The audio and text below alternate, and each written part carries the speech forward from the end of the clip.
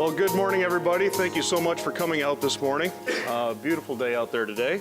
I'm going to pass the mic over to smarter people than myself, and that is Dave Hammock and Bob Bradshaw. You know, from a tax perspective, and obviously I have a personal bias here, but regionally you're not going to find better tax minds than these guys, not only from a technical standpoint, but also being able to communicate those issues on a very personal level, very simple to understand. I'd like to take more credit for Dave. I can take some credit for Bob because I was his audit professor in college, although he's very quick to point out the fact that I was his audit professor, not his tax professor. So with that, I'll pass it on to Dave, and again, thank you all for coming. What we've dealt with over the past few months is the most substantial Tax Reform Act that we've seen passed probably since 1986 under President Reagan. In terms of a time frame, it was the quickest from start date of legislation, real legislation in early November, to completion and signature in late December of any piece of tax legislation ever. The 86 Act, for example, had pieces and parts of it that started in 1981. So although the volume of this particular act, 450, 500 pages or so, isn't excessive compared to some, the substance of the changes is incredible. And the substance of those changes were enacted in a little over a month, which means we expect that much of what we'll talk about today will be ferreted out through legislation, further legislation, regulations that will be written by Treasury under the auspices of the authority from Congress, and through litigation. We'll try and touch on some of those hot point areas today, but we've broken the session down into key areas. First, we're going to talk quite specifically about the individual provisions. So that impacts every person here that files an income tax return. If you don't file an income tax return currently, please come see me. You have a different issue and need to talk to me on the tax controversy side. So Bob's going to cover and talk about individual income tax for a while, a lot of changes there. And then we're going to bump into the major business changes. Regardless of the form of the business that you operate under, things have changed for 2018. C Corps, pass-through entities, et cetera. And we're going to walk through some additional business changes and wrap things up with a little bit of proactive thought before you leave. We're going to try and fit all of this in about an hour. I'm verbose, so I reserve the right to violate the rule that I just espoused, but we'll give it a try. I think we'd like to start with individuals. Bob, why don't you kick us off? So individuals, one thing to also keep in mind is that the individual changes that we're going to be going through, most of those will be sunsetting or expiring in 2025, meaning that in 2026, they're no longer there. They're going to take some sort of act of Congress to extend those. We don't know what's going to happen in 2026, obviously, so we're just talking about today and what's happening. On the reverse side, a lot of the businesses, those are permanent tax changes. So it's kind of interesting to see how that all went through. So individual tax brackets. Here are the 2018 tax brackets for single and married filing joint. As you can see, the top tax rate dropped from 39.6 down to 37%. So, and across the board, we're seeing about a 2% decrease for most people on their individual tax returns. Now, the IRS just released the withholdings tables last week, I believe it was, or the week before. So we should be seeing the changes in our W-2s, those of us that receive W-2s, either in this paycheck or the next one. Employers have until February 15th to implement the new withholding tables per IRS guidelines. So another key thing to really point out here is the marriage penalty is back with vengeance. And what I mean by that is if you're $500,000 and you're single, you hit that top tax rate, the 37%. Now, if you're married, it's $600,000. So your spouse can only earn $100,000 before that income is taxed at the top tax rate. So I point that out, but if you're making $600,000, we have bigger issues than 37% tax rates. Cap gains, point this out real quick. This did not change. It's indexed for inflation, and it will continue to be indexed for inflation. but it did not change. In 2017, these amounts mirror the top tax brackets. What I mean by that is in 2017, 39.6 starts at the 479,000 threshold. Going forward, it's going to stay down here. So you could be in the 35% tax rate and still be subject to additional qualified cap gains, so the 20%. Also, to always keep in mind is that 77,000 threshold for married filing joint is if you can get your income below that amount, all cap gains are taxed at 0%, which is always a great thing to think about. Also, Medicare, the surcharges, the 3.8%, the 0.009%, all of those are still there. Those were not repealed. Nothing changed within those laws. So the big thing that's really affecting many of us out there is the change in the standard deductions and the repeal and the personal exemptions. So the personal exemption has been repealed, but they doubled the standard deduction basically to try to make up for a little bit of that. So I read a statistic where they said somewhere around 94% of us will be taking the standard deduction by 2019. So we're somewhere around 70% right now, so it's a huge increase of people just going to be able to claim the standard versus itemizing. With the repeal of the personal exemption, obviously a lot of us have kids, and so what they tried to do was try to offset that difference or that loss of that $4,000 by bumping the child tax credit $1,000. So theoretically, you got a $4,000 deduction. If you were in a 25% tax bracket, you got a $1,000 credit. Well, they bumped it $1,000. Also, what they've done here is made $1,400 of it refundable. So before last year, 2017, $1,000 are refundable. Now $1,400 of that's refundable. They've also, which is going to help a lot of individuals, is bumped up that the threshold to be able to claim it.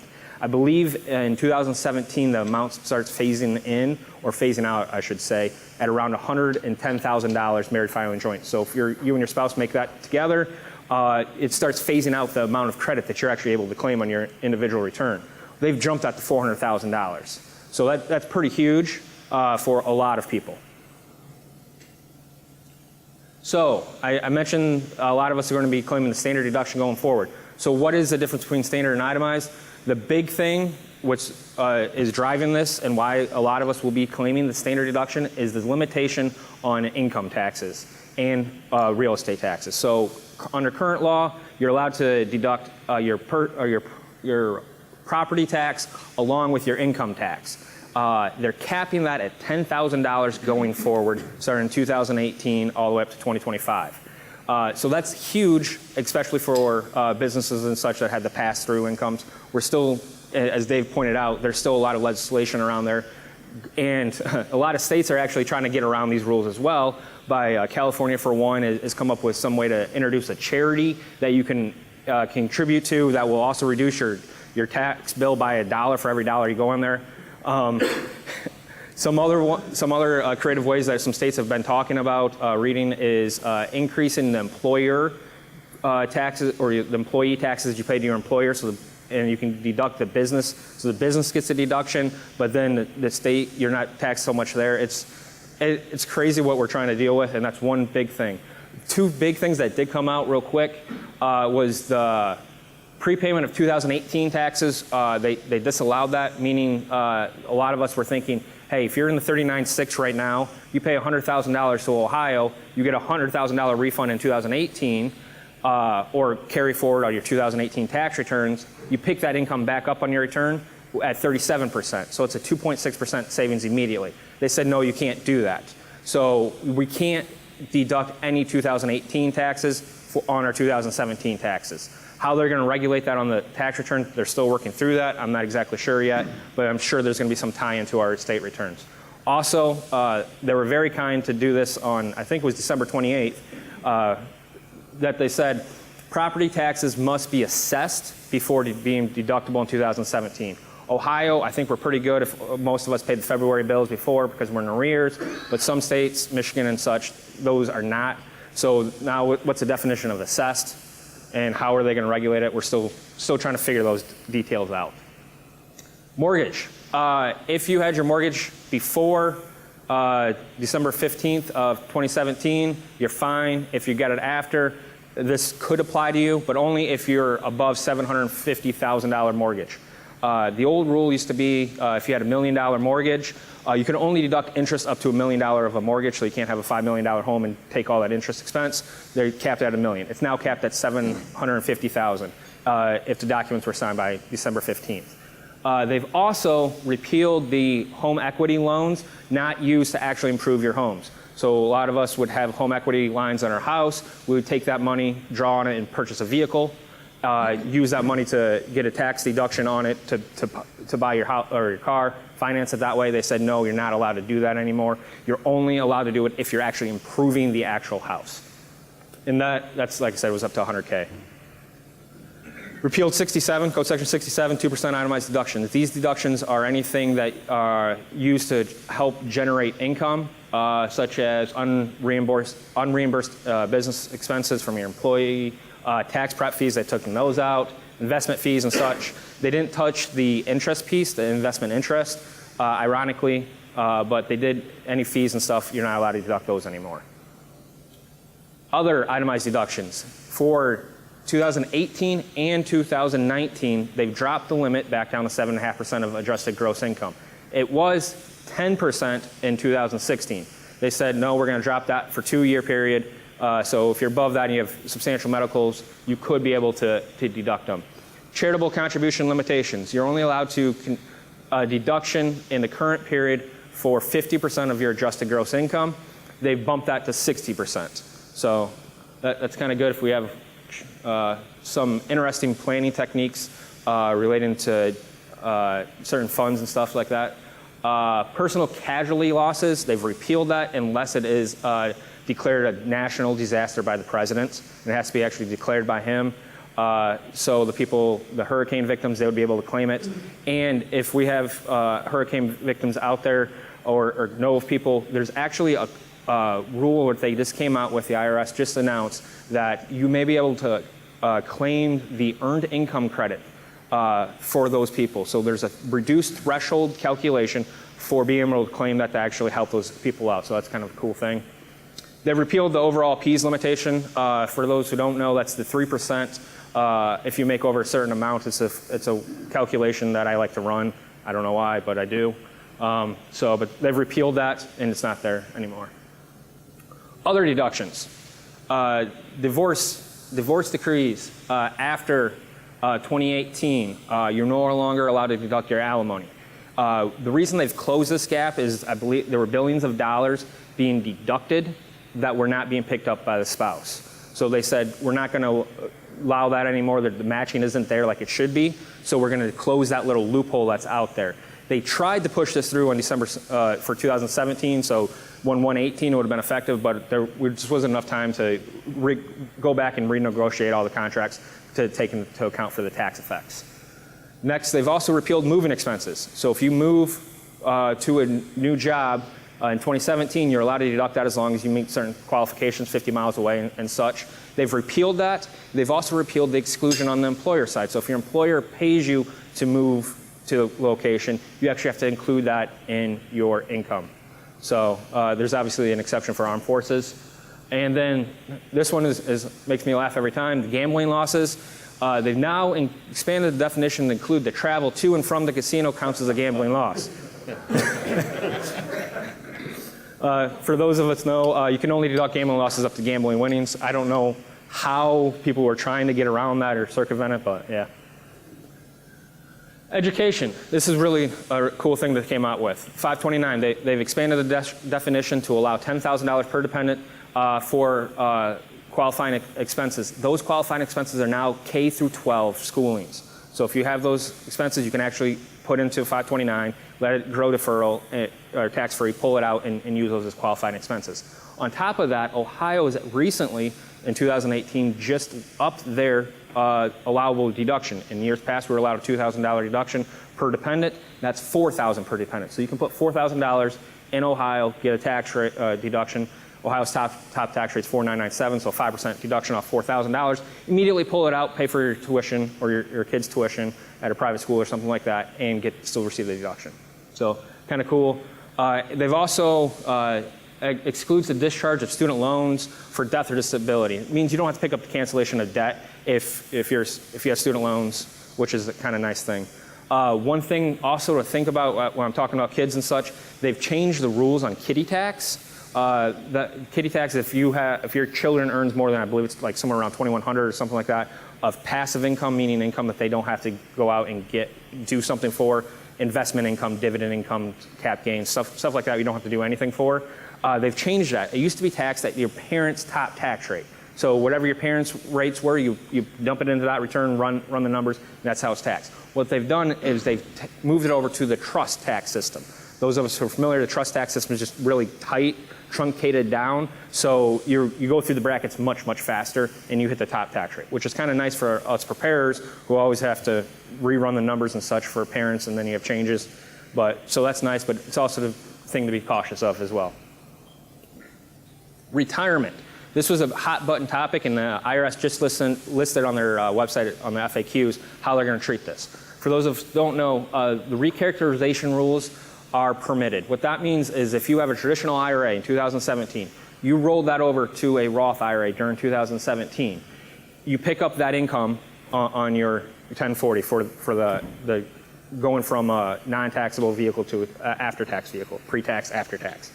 You pick up that difference. Now what has happened is if during the 2018 year that IRA goes down in money, meaning it was $100,000, now it's $50,000, you still had to pick up that $100,000. What a lot of practitioners would do is we would structure it so you could recharacterize it back by the extended due date of the filing return, which was October 15th, 2018 in this case. So they said, no, you're not allowed to play those games anymore. The second you roll that over, you're going to have to roll it over and keep it there. The question was, how are they going to treat the 2017 ones? They said, we're going to treat it just like we always have through October 15th. So that's nice there, but this planning technique that we've used in years past is going for us. Alternative minimum tax, they've jumped that up. Real quick on AMT, it's that heads they win, tails you lose scenario where you're subject to the higher of the tax after you run into certain things. What are certain things? The preferential items, as they're called. They're your standard, the itemized deductions that you take, your 2% items. They're your income taxes, your home equity loans. All those things that you're deducting on your Schedule A, they're saying, no, you have to add those back for alternative minimum tax. It's to try to tax the so-called wealthy. It hasn't been hitting the right group, so they jumped those credits up. Now, like I just pointed out, the things that you typically add back for preferential items are gone, basically. They've repealed all those. So we're kind of already there, but not there. So that's why they've jumped these limits. I believe it's up to like $1 million before you ever really get affected by these. So it's just something to be thinking of. Some miscellaneous provisions out there. The ACA, in 2019, they dropped that penalty to $0. What that is that's the individual mandate of everyone that has to carry health insurance. They didn't repeal the penalty, they just made it $0. And that's what we've been hearing about the healthcare out there on it. Carried interest, that has to deal with certain people managing funds and how long it's a holding period. That was they've changed it to a 3-year holding period. And this one, I'm finally glad they got this one out of there, the qualified bicycle commuting reimbursements. That is a $20 reimbursement that you would get, your employer could give you for riding your bike into work. In all honesty, I think they repealed this because if you think about the people that really ride their bikes into work are New York, California, Massachusetts, the places where all the Democrats are at, I think this was kind of a little like, yeah. So some unchanged deductions. As Dave mentioned at the beginning of this, we have started, this started in early November and got signed into law on the 22nd of December. So there were a lot of things flying around. These are things that were on the cutting floor at some point in time, mainly by the House's bill to change, but were left unchanged. So if you sell your house, it's still 2 out of 5 years to exclude it, up to $500,000 if you're married, $250,000 separate. Teaching expense, still get that. Student loan, dependent care and such. So that's all still there. And so that's basically all I got. Dave's gonna come up and talk to you why Dine got a little bit better. Thanks, Bob. We zipped through the individual a bit because the business provisions take quite a while to work our way through. Much of what you'll see on the business side in terms of tax cuts, deductions, international changes and incentives were in some way funded with some of the changes that we just talked about on the individual side. Aside from the shift in AMT and a few other items and the drop in the brackets, most of what we've seen for many taxpayers is a loss of itemized deductions, a loss of the ability to deduct your real estate taxes and your income taxes, tightening on your ability to convert from one retirement vehicle to another and then recharacterize it. Those are the revenue raisers that have been building. You'll see some of those on the business side as well, but when we talk about generous cuts for businesses and changes in our international tax system that are substantial in nature, the money, quote unquote, has to come from somewhere. I say that somewhat glibly. Unlike our states, the federal government doesn't have to produce a balanced budget, so there's nothing about this that is balanced. But there are revenue raisers built into the bill. Largely, many of those came at the expense on the individual side. One area, and I think we've got some folks here who live and breathe and work in the estate planning area. Bob mentioned it. Going forward for the next few years, I'm fairly certain that my wife might take me out by 2025 just to make sure there's no way she'll ever pay an estate tax. These levels are substantial. This was probably our best push for full repeal of the estate tax since 2002, 2001, 2002, when President Bush wanted to repeal it. The amounts are significant, but the exemptions have changed time and time and time again over the last 10, 20 years. Somewhere in the neighborhood of $1 million exemption, $3.5 million exemption, $5 million exemption, $11 million exemption. The actual exemption for a single individual is $10 million, but it's indexed for inflation, which is how we get to the 11.2. The caution we have for you is that it's easy to say, hey, look, if my exclusion's portable, I've got 11, my spouse has got 11, I don't need to worry about it, I can chuck my trust out the window, I can avoid any real planning. No. First of all, we don't use trust, right? We don't use trust just for estate planning. They're for asset and creditor protection and control of your assets after you die. Secondly, 2025. I don't know about you, but I'm fairly certain the folks in office today might not be in office in 2025. And there is significant pressure on the other side of the aisle that the estate tax exemption should actually be much lower than this level. This is also something they fight about, I think, because it largely is perceived to impact those that are incredibly wealthy. So it's something that will come up for debate. Of all the items we'll talk about today, it is the lowest revenue raiser. We probably ought to worry about this the least. But the suggestion, of course, is between where we sit today and where we'll sit in 2025, assuming we all live, these are the years to really get some planning done. You ought to be talking with your estate and your trust attorneys. Even if your asset levels don't approach these amounts, if you've got life insurance, land, property, et cetera, things that you need to make sure transfer to the next generation, please, please, please, please sit down with a good estate attorney, a good estate and trust attorney, and work through your planning now while these exemptions are so high. Significant opportunity. So let's talk about businesses now. C corporations, guys, this was a big push in the president's initial plan. And I'll be the first to admit I didn't think we'd see this at the end of the year. Some of you talked with me earlier in the summer. I think I would have lost some money if we had bet on whether or not this was going to get passed. But the largest single part of the platform that he had put forth was a reduction in the corporate tax system that we face in the U.S. Worldwide, the average for a company is about 17 to 18%. In terms of developed nations, the only one close to us, our average in 17, guys, is about 35% for a C corporation. That's a company that pays tax, doesn't pass through its income to its owners, but pays tax. Ours was 35. The next closest was France at 34. France, admittedly, is quasi-socialist. So there was an incredible gap between what companies were paying worldwide and what they were paying in the U.S. I'm not suggesting to you that Apple and Google, et cetera, didn't pay much lower than 35%. I'm suggesting to you that companies that were C corporations in Northwest Ohio sure were paying 35%. So I knew who was eating the brunt of and bearing the burden of that 35%. It was those that built stuff here, made stuff here, constructed stuff here, sold stuff here, employed people here, and didn't have the ability to set up companies in Ireland to do their manufacturing, or companies abroad to handle their sales function. So in large part, we don't have tax reform if they can't come to an agreement on the corporate tax rate. And believe it or not, it hinged on a change from 18 to 20 to 22 to 21. Behind closed doors, this particular rate was the largest, single most important factor behind reform. And it fell in at 21%, which is a meaningful decrease from where we were at 35. Alternative minimum tax for corporations was repealed. It's not needed because, as you'll see in a few slides and right down below, the new structure is essentially a corporate AMT anyways. But for those that were, again, tax-paying corporations, they no longer have to be concerned with the alternative minimum tax.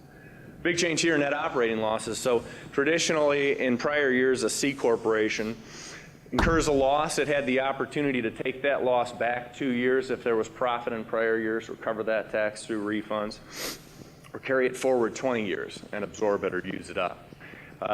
The offset with the 21%, or part of the offset with the 21%, in addition to the individual income tax rate changes that we talked about a little bit earlier, was a change in how NOLs are going to be treated. So net operating loss that is generated on a go-forward basis will be limited. You'll be able to use 80% of that in any particular year, up to 80% of your taxable income. And it includes an indefinite carry forward, but no carry back. So if you generate a net operating loss inside a C corporation in a given year, following year you'll be able to use 80% of that against taxable income, no carry back. Pre-17 losses hanging around, if you've got some out there, are still subject to the same rules as they were before. These are the largest changes that impact C corporations. They also changed and adjusted the dividends received deduction, which just means a C corporation that owns part of another C corporation at certain levels if they received a dividend, just like us, we get a dividend from Apple stock. No, we don't. We don't get dividends from Apple. No, anyways. If we got a dividend, right, we'd report and pay tax on that dividend. Corporations works the same way. However, they get a dividends received deduction, which just means they don't have to pay tax on 100% of it to the extent that they own at certain levels. Those have been bumped around a little bit here. Pass-throughs. So the next few slides probably impact the most individuals I would expect in this room that own businesses, myself included. Although quickly, lawyers, accountants, you can leave if you'd like. Most of what will follow doesn't apply to us. In addition to the 21% corporate rate, there was initially no proposal to deal with partnerships and S corporations, which involves virtually all small, mid-sized companies. It's estimated that about 75 to 80% of the folks that work in the United States of America work for a small or mid-sized business. Of those particular entities, something in the neighborhood of 95% of them operate as sole proprietors, partnerships, or S corporations, pass-through entities. So if all we had was a cut in the C corp rate to 21%, presentation would be quite different this morning, by the way. But it would have left a whole boatload of folks looking for, quote unquote, their share, some sort of parity. The original House proposal here was creatively insane. Essentially, the House's proposal said, well, hey, we'll create a new tax rate for pass-through income. That pass-through income tax rate will apply if you're a passive owner, but it might not apply if you're an active owner. So think about that for a minute. You're running your manufacturing company or your construction company or your restaurants. You're running them. You're employing people. Yeah, no tax rate cut. You're an investor in those same businesses, tax rate cut. In addition, the House bill essentially said, We're not sure, so we'll rely on facts and circumstances. Accountants, attorneys, tell us what you think, which is like saying free-for-all. It's an invitation to litigation, and it relies far too much on creative minds structuring their clients' business affairs such that they could benefit from the rate cut. So what did the Senate say? The first proposal from the Senate said, that won't work. We just need to come up with a deduction for pass-through entities, an adjustment to the rate that they pay in some fashion similar to what C corporations experience. They looked at a model similar to what we have here in Ohio. For those of you who operate businesses out of Ohio, you know that we have pass-through entities receive the first $250,000 of income to an individual owner is tax-free, and the balance is taxed at 3%. They looked at that model. I think it didn't get interjected into the Senate proposal for a few reasons. If you really wanted to politicize it, part of that may be that the president indicated his disdain for our governor based on his particular opinion of our president, and the idea was we have to come up with something a little different in order to get this passed. So this is what we're left with. This is a meaningful tax cut for pass-through businesses. If you came in here this morning expecting to jump from S corporation partnership to C corporation, pause. I think what's been espoused or put forth has been C corporations, tax-paying corporations get a 21% rate. I'm an individual owner in an S corporation. My tax bracket went from 39.6 to 37. That's a big gap, 37 versus 21. The gap's not that big, not that big. To the extent that you have qualified business income, boiling it down, guys, if you make stuff here, produce stuff here, sell stuff here, distribute stuff here, service stuff here in the right areas, meaning you're not a financial advisor, you're not an attorney, you're not an accountant, and you're not a doctor, you're going to get a deduction for 20% of the income that your business generates. Construction company, restaurant, manufacturer, you name it, right down the line. In general, 20% deduction. There are a few limitations, and we'll walk through them. And as I said, there's some specified businesses that generally won't get the deduction. If you are a physician, a consultant, a financial advisor, an attorney, an accountant, and your joint income with your spouse is below about $318,000, you will get the deduction. If your income is above that level, you won't. So the test for service businesses is just that simple. For everyone else, it's a little more complicated. This last bullet point is a nod to the creative. It's well settled that being an employee is an act of being in a trade or business.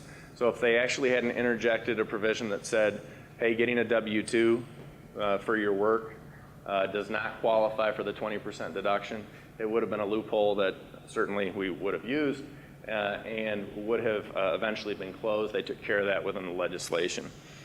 You will see here as we go forward that there is an enhanced incentive, at least on the surface, to move owner compensation or partner guaranteed payments from compensatory income to flow through income from the pass-through. Wages, right, just said they don't count, can't take a 20% deduction for the comp, so why not bump that right up to business income, report it in box 1 of your K1 from your partnership or your S Corp, take a 20% deduction. It's good, it's a great thought, probably not the best of planning. Number one, first and foremost, very importantly, remember that those bottom items there, compensation from an S corporation to its shareholder and guaranteed payments from the partnership, generally have a heavy hand in what you can contribute to retirement plans. So that's a big deal. Secondarily, what we expect is once the service gets, assuming they have a budget that they can work with, once the service gets through its audits and its process on the international tax side, that they will reinvigorate a reasonable compensation audit process for S corporations first, and then probably also guaranteed payments from partners in a partnership. Why? To make sure that folks aren't gaming the system and trying to take a 20% deduction on their pass-through income when it really should have been paid for their services. How's it calculated? In general, if you're under, like we said, 315 in that area, you just take your income times 20% and you're good to go. That's your deduction. A few other limitations on your personal return, but it's that straightforward. What's your taxable income times the percentage? If you are over that particular threshold, there's a limit. The limit is based on the W-2 wages that are paid out and the property that you hold in the business. So I said that wages didn't count for the 20% deduction. What I meant by that was your wage income, you do not get a 20% deduction on. But when we're assuming you're over that 315 cap, when we're looking at whether or not your business qualifies for this 20% deduction, we start with, do you pay people? Right? If you pay people, multiply that number times 50%. If that's higher than 20% of your profit, stop there. You get the full deduction at 20%. If you don't pay people, we've got to look at your CapEx, your capital expenditures. What assets do you hold in your business?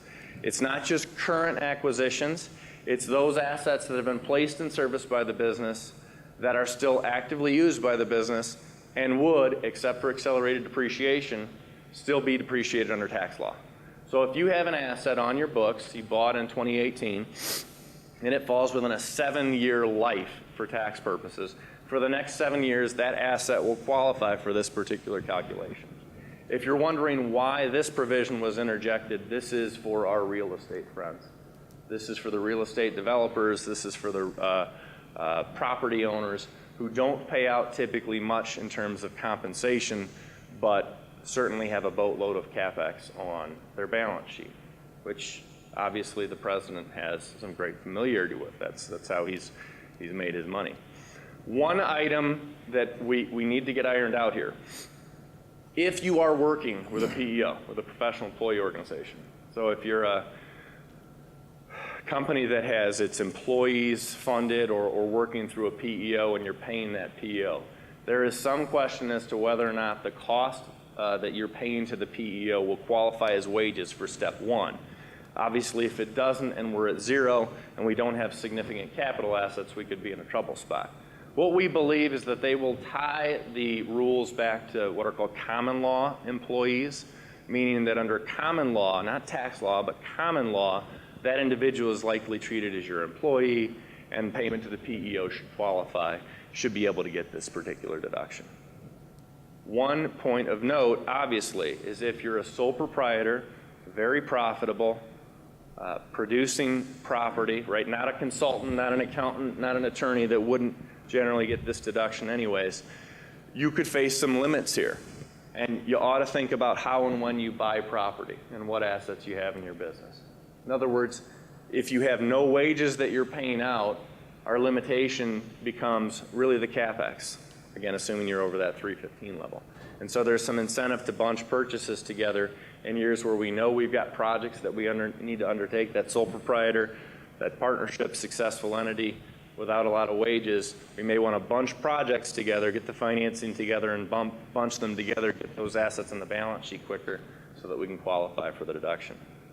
Importantly, trusts and estates are eligible to take this deduction. That matters quite a bit, folks, for any of the underlying trust ownership, irrevocable trusts that own partnerships, qualified S trust, electing small business trust. They should qualify for the deduction. Those of you that operate an S Corp with an ESBT, electing small business trust, as one of its owners, there is some slight concern that they might not be eligible. Everything we've heard, everything we believe is that they will be eligible for the deduction.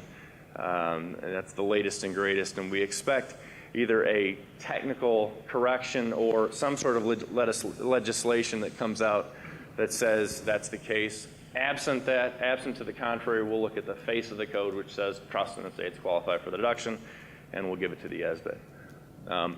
This last point, trusts and estates are eligible to receive the deduction, seems like a minor item until you actually pull back and look at how many companies are owned by trusts that are not specifically grantor trusts. And there's a significant number of partnerships that are owned in that particular fashion. If you take nothing else away, assuming you qualify or your clients qualify for the deduction that we just talked about, C Corporation, 21% tax rate. S Corporation shareholder top bracket, 37%, 29.65% effective tax rate. So we're dealing with 21 C Corp, 29 S Corp partnership. This example is going to show how it's really not that, but if you're looking at it and say, I don't distribute anything from my S corporation beyond my tax obligation, what does this mean to me? The absolute opposite of what we're going to talk about now. 0 distributions aside from tax. C Corp 21, S Corp 29. So there's still a difference, but obviously it's not 37 to 21, and we're going to talk about why there are bigger reasons than a current 8% tax difference why you might want to stay in that S corporation and partnership vehicle.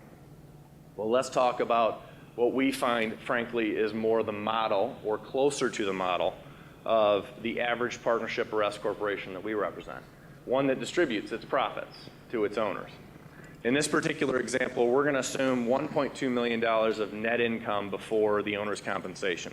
Allow the conceit, guys, that there's plenty of wages and CapEx on the balance sheet, and we're not going to run into any of those limitations. So this company generates $20 million of total revenue, nets down to 1.2 before the owner pays the owner $200,000 in compensation, takes the balance out as distributions from the S corp. How would that shake out? Well, if they jumped over to the C corp line, you can kind of work down. They would pay tax at 21% on the $1 million, pretty basic, $210,000. Their individual tax on wages, right here, which is this line hidden by the sun, would actually fall. Why would it fall? It would fall because their income is going to work through the brackets only at the $200,000 amount. So compared with the S corporation, the S corporation owner pays more tax on her wages. Why? Because she's reporting business income. It inflates overall income that gets pushed through the brackets. However, when that individual owner, when she takes out the balance of the cash as a distribution, if she's moved to the C corp model, she pays tax, in this case at 23.8%. Bob mentioned earlier, the rate on qualified dividends, long-term capital gains, hasn't changed. That's 20% if your income's high enough. Hers is. 3.8%, right? The Medicare surtax didn't go away. They're attempting to repeal health care, but they've clearly indicated every step of the way that even if they get there, they're not going to repeal the taxes that are associated with health care. So she's going to pay $188,000 on that dividend. She nets down at the bottom to $765,000, which means an effective rate of 36%. This is a lot better, by the way, than 2017 as a C corp. It's good, but it still isn't as good as the S corp. Why? Double tax. The double tax on the distribution falls away. Yes, you will pay more tax than in the C corp form on your flow-through income. Yes, that flow-through income will cause a bump in your overall taxable income, which means you'll pay higher tax on your wages. No, you will not pay tax on the distribution, which means if you're going to distribute 100% of profit out from an S corp, in this particular average case, your effective tax rate's 26% as opposed to the 36% on the C corp side. So I've given you the two windows. Most model companies, no distributions from the company aside from tax, 21% C corp, 29% S corp or partnership. Full distribution, 36% C corp, 26% S corp. You might be saying, wow, I'd really wonder what the percentage would be. Where's the break-even point? And of course, we ran that. If you distribute 26% of your pre-tax income in the form of a distribution, so go out, get home, pull out your tax return, better yet, shoot an email to your William Vaughan Company contact and say, hey, how much did I distribute last year? Pre-tax income, how much did I distribute? If it's more than 26%, stay where you are. If you're not sure about your pre-tax distributions, we ran a post-tax too, right? That's 33%. So if you distribute 1/3 of the after-tax cash sitting in your company in an individual year, 1/3, it is still beneficial to stay in S corp. And of course, guys, the elephant in the room is this is 1 year. This disregards if you're ever going to sell the company. If you ever sell the assets of the company, on the left side of that ledger, the C corporation pays the tax, and of course, the individual owner pays the tax when they receive the liquidating distribution from the company. On the right side, all of that is reported by the individual. We avoid double tax on the sale of those assets, which is a huge, huge difference. So who should look at converting to C corp? Who should look to converting to a C corp would be a professional service company that does not qualify for the 20% deduction, that does not distribute cash beyond its compensation to its owners, right? And who internally transitions the stock of the company to its successors. So Sarah owns a professional service company. She only ever takes out a wage. She doesn't distribute anything beyond her wage, and she's going to sell stock, not assets, but stock to the next generation of owners. Ought to think hard about converting, because although that particular professional service provider doesn't get the 20% deduction, if they move to the C Corp, they would get a 25% flat, what's called personal service corporation rate tax. That's a really narrow window of affected businesses that should seriously consider conversion. There are other reasons, but if you're looking for, hey, give me some bullet points, right? That's where we are. That's the type of client that should be looking to jump ship pretty quickly. Otherwise, you need to run this analysis. You need to have somebody take a look at what you're distributing. You need to think about it. And you do need to think about the long-term plans of your business, because once you move from S to C, getting back, it takes a period of time. You got to hang out for a period of time, and then after you hang out for a period of time, you have to face that window where if you sell your assets, we'll pretend you're a C Corp. Any questions on this? This is a fairly simplistic example, but shoot.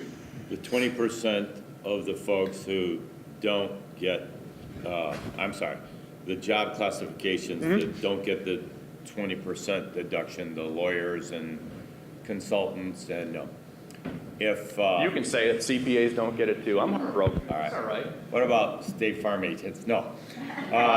You're actually probably okay. P&C insurance agents. Well, there you go. Probably okay. Financial advisors, Jimmy, sorry, no. Of course, you see our little sign, providing insurance and financial services. The truth of the matter is a fairly small percentage of our income is financial services versus the P&C. Yep. So what are your thoughts? So, and you will see this come up a little bit later, bifurcating within your business the sources of revenue is going to be important, right? And why do we believe firmly that you'll be able to do that? Because we've been able to do it with methods of accounting for years. You can have a construction contractor who's on a percentage completion or completed contract method for their contracts and cash basis for their non-construction service work. That's well settled. There's no argument there. And the goal of tax law is not to force you to split or create a superfluous company to handle one side of the business that can or can't get the deduction. Your records are going to matter. To the extent that the service comes out and says, we are going to tighten it down, what are we going to do? We're going to reorganize you. We're going to split you in two. We're going to take your financial services arm over here, your P&C and your other arm over here. Great point. Entity structure, which you'll see at the end, is part of the planning here. Yes? Where do realtors fall into this? You're fine. If they're self-employed? You're fine. Now, if you're self-employed, don't have any wages, right, you may face another limitation. But overriding theme would be if you're involved in real estate, you're okay. In fact, our engineering clients, our architectural clients, we were quite concerned about, because normally they're thrown in the same bucket with us. They were carved out at the end. Why? Real estate. Real estate. By the way, I think that's a good thing. I'm not suggesting it's not, but you're probably fine. Your limitation there as a self-employed realtor might be more along the lines of the percentage of compensation you pay out. There's some planning, of course, we can do there. We need to get somebody employed. You know, if you're married, I've got an idea that might work. Good. Okay. Shout me down if there's anything else, guys. This is important as well. Essentially, if you're buying anything in a business, you can write it off. The president talked about 100% of expensing. What's been reinvigorated here, guys, is the bonus depreciation provisions. Most of you probably, if you own a business or advise businesses, know we've had bonus depreciation around for a while at 50% or 100%. It's now at 100% of qualified properties purchased after 9/27/2017. So anything that you can tag as being placed in service team at the end of 17 after this date would qualify. The biggest single change here, the most meaningful change here beyond moving to 100% is that the property can be new or used. So if you bought a used Bobcat, if you bought a used piece of equipment, if you bought a used computer, why would you do that? Sorry, Rachel, I was looking at your computer and thought I used computers. She's going to get a new computer out of that. You just wait. Any of those items now qualify for bonus depreciation. Bonus depreciation is not subject to taxable income limitations like Section 179 expenses, so we generally prefer bonus over 179. This will lead to a whole hornet's nest of issues at the state level, of course, that they'll have to deal with. Once again, if you're placing something in service after this date, you can almost rest assured that you'll be able to deduct it in full. They also simplified and cut down the definition of qualified property. Most importantly, we had a couple of spheres: qualified leasehold property, qualified retail property, qualified restaurant property, that were in special 15-year buckets, silos, meaning we could put them in a 15-year class.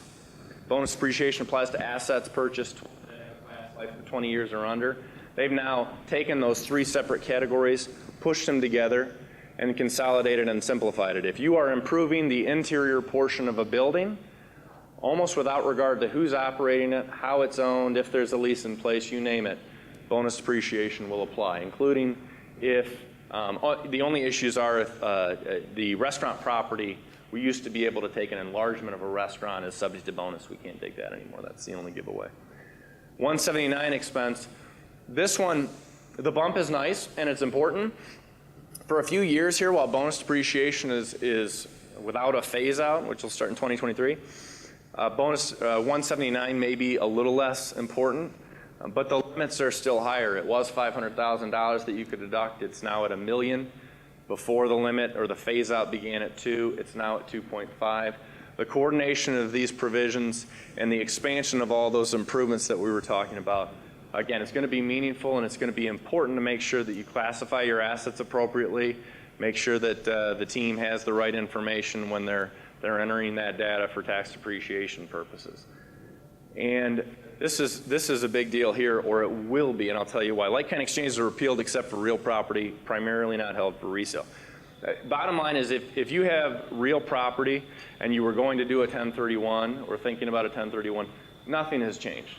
The held for resale rule of 1031A has been in place for a long time. That essentially means a dealer in property, someone who develops lots, builds them, flips them, can't use 1031 to defer gain. Everybody else can. And those rules are unchanged. Those of you that have equipment that you trade in, whatever it might be, bobcats, trucks, machinery, you name it, those personal property exchanges are now gone. They're off the table, no longer allowed. Now, the reasoning that was given was, look, we're going to allow you to write off 100%. Even if you trade your used property for other used property, you can write off 100%. That's all well and good, but here's the deal. This change is permanent, that not so much. So 10 years out from now, we may be looking around. Perhaps we'll have some other changes to deal with at that point too. But if you've fully depreciated a piece of personal property that you're using in your operation and you flip it to new property and get value out of it, you'll pay tax on the gain. Won't mean much now, might mean a lot later. Interest expense limitations. Guys, if you have high leverage inside your business, you need to start to think about how you're positioned. Predominantly, however, I would say you start with your EBITDA. When they talk about adjusted taxable income, we can't use the term that most people know, which is earnings before interest, tax, depreciation, amortization, EBITDA. Why don't we use that? Because if we use that, that's somebody else's term. We have to come up with our own term that you have to learn, because that's what we do when we write law. Your ability to deduct business interest is going to be capped based on that factor. Most importantly, that tax depreciation that we just talked about is added back. For now, it's added back. Any disallowed interest you can't claim is going to be carried forward into future years. The advice here, guys, would be if you're heavily leveraged, if you've got a lot of debt on your balance sheet, take a look at this, have us run the numbers to see if the limitations are going to apply to you. I've kind of spotlighted several clients and run them through the mechanism, and haven't run into any issues yet. But things will change too over the next few years. Accounting methods. Boy, this is a big one, and it doesn't get talked about enough. We have seen expanded allowance for the cash method and for the completed contract method of accounting for contractors. Cash method, guys. If you are a business that does not generate more than $25 million of gross receipts, there's almost no instance, we mentioned C Corps, but then we cover the next section, almost no instance where you shouldn't be on the cash method of accounting. Which means if your receivables exceed your payables on your balance sheet, go home, go back to the office, pull it out. there's income that you're paying on that net difference, the difference between your receivables and your payables. If you're below that threshold, even if you're carrying inventory, you're now allowed to use the cash method of inventory. If you're bigger, you're still out of luck. Percentage of completion, construction contractors now have an enhanced ability to use completed contract, which means they don't pay tax on any of the profit of a given contract until that contract closes. In Ohio, however, we're a single prime state, so for some contractors, it's gotten easy to see a ballooning in revenue as they have to report that revenue for financial statement and tax purposes. So the 25, in my opinion, is a little light for construction contractors. It really should have been 50, but it's better than the 10 where we were before. And importantly, if you have inventory on your books, you're under 25 million, but you're in that 10 to 25 range, you probably had to capitalize costs associated with that inventory that you wouldn't otherwise think of, office expenses. That's the UNICAP or the 263A provisions we mentioned there. That's all changed and gone away. You're excluded from those rules. So what's happened to some extent on the downside? Manufacturers, construction contractors, restaurants with central kitchens or commissaries could all benefit from the domestic production activities deduction, DPAD. That's gone. That was 9% of your income that you could deduct. The thought there is, hey, 9% is lower than 20. So it is a giveaway, but when coupled with everything else and with the overall rate cuts, it's a worthwhile trade-off. Business expense, business-related entertainment expense, used to be deductible at 50%, it's now non-deductible. Don't everybody run to the hills here. We are talking about a narrower bandwidth than you might expect. Meals while you're traveling for business, still allowable.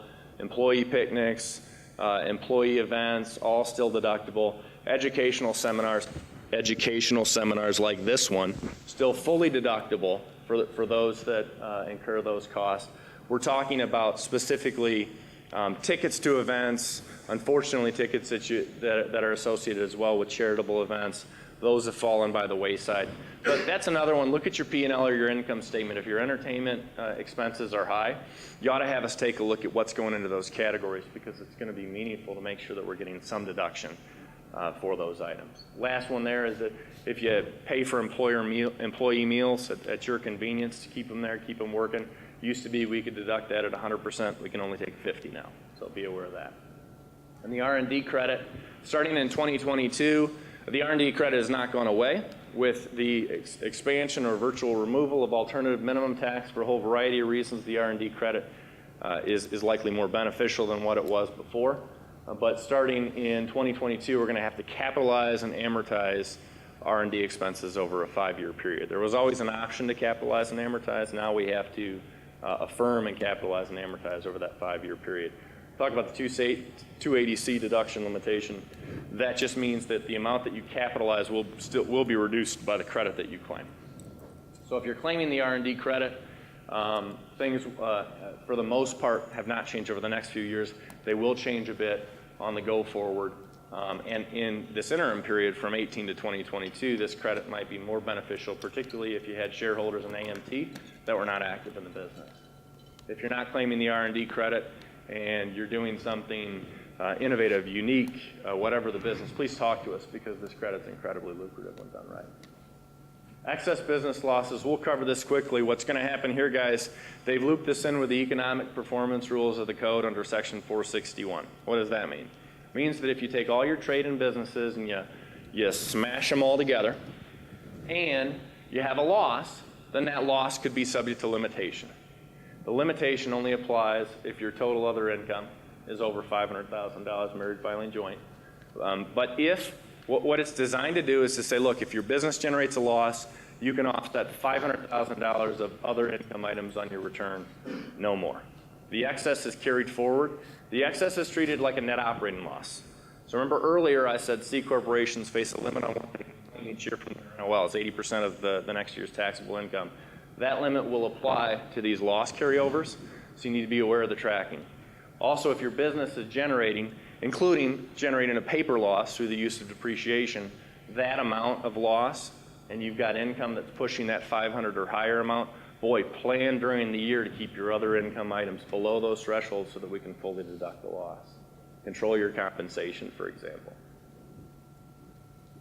International. Guys, this is the one that the IRS is going to start with first. This is the one that is perhaps the largest, quote unquote, overall structural change. But the changes, for the most part, probably have the smallest net impact to most mid-sized and small businesses. We're shifting away from a worldwide tax system, which just means wherever you have stuff and make stuff and earn money, you pay taxes on it, to more of a hybrid territorial system, which basically means you'll only pay tax, or theoretically only pay tax, on that income that's sourced to the U.S. This matters quite a bit for multinational companies, and if your average annual gross receipts are over $500 million in any given 3-year period, there are some limitations that apply related to what's called base erosion and earnings shiftings from branch to branch abroad on your inventory. If that's not you, you can kind of take a little nap. This doesn't apply for you. But this shift to a territorial tax regime, even though it might not impact, maybe it doesn't impact your business, particularly if you don't sell abroad, should be meaningful. The goal here, guys, whether it's through repatriation, quote unquote, at rates that are historically low, or through the use and the ability to use intangibles companies abroad at very, very, very attractive tax rates. We've done it before with some risk, right? Now they've not only said do it, but do it at a low tax rate. Those incentives for large companies should incentivize them to bring their money here, bring their cash here, bring their property here, bring their employees here. I picked on Apple a little bit earlier, but obviously we've seen that move where they've talked about how many billions they're going to repatriate and the tax dollars that are going to come from it. So our hope is that this will, in the old trickle-down economics world of Ronald Reagan, that this will trickle down through to the middle market and the smaller businesses as well, and to employees. We'll see. If nothing else, maybe they'll finally pay a dividend.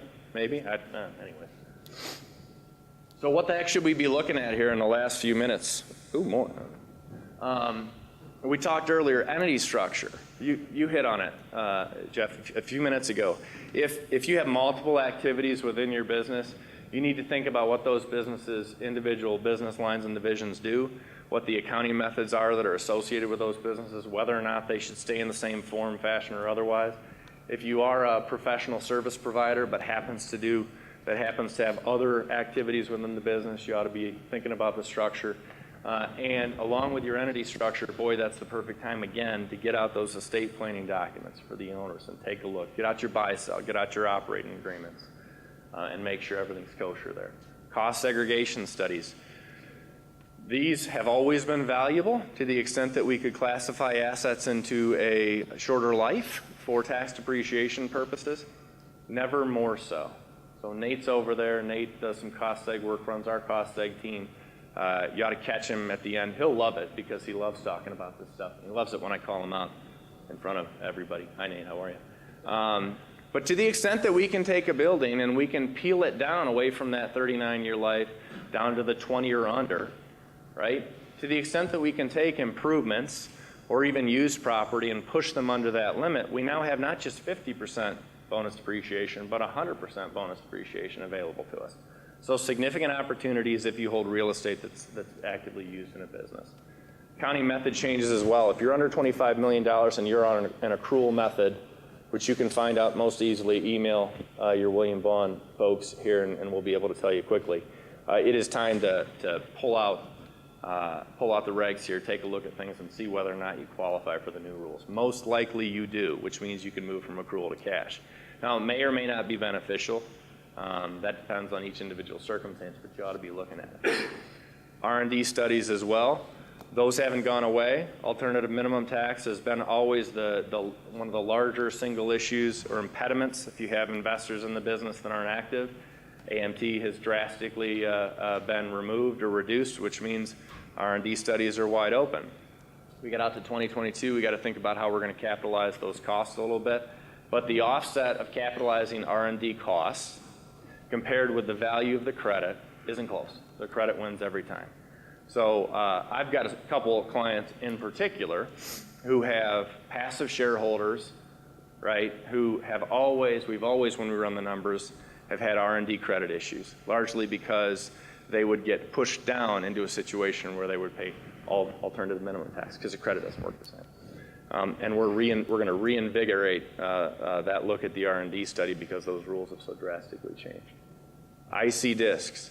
For C corporations now at the 21% tax rate, the ability to use an IC disc, which just means if you sell anything abroad, doesn't mean you have to sell it through an intermediary or through a company that you own. If you sell product abroad, the IC disc has always been an opportunity to create an entity that receives a commission for that sale, and that commission is not taxed, at least not currently. It's taxed when you pull the money out of that particular entity. The IC disc for C corporations has historically and will continue to be used as a deferral mechanism. I take the commission, deduct it within the C corp, park it over inside this disc, pay the tax on that income when we pull it back. For individuals, obviously, the qualified dividend rate hasn't changed. The ability to deduct commissions to IC discs hasn't changed. The ability to look at these vehicles in addition to accounting method changes, entity structure changes, availing yourselves of the CapEx differences that we're seeing going forward is significant. If you are doing anything internationally, please ask us. This vehicle could be of substantial worth to you. With that, I think I have absorbed virtually every second of the time, which is almost always what I do. Any questions? I want to respect everyone's time. Any questions? Everybody appears to still be awake, which is great. All right. Thank you guys so much for coming. Just so you know, we'll have this entire presentation, and again, we're doing it again next Thursday. If you want to come again, that means you're a masochist. We're also going out to Napoleon to do it in a few weeks, and we'll have it as a link. We'll blast it out to you, but we'll also have it on our website so you can download and take a look at the parts that matter to you. Please contact us with any questions, and drive safe. Thanks, guys.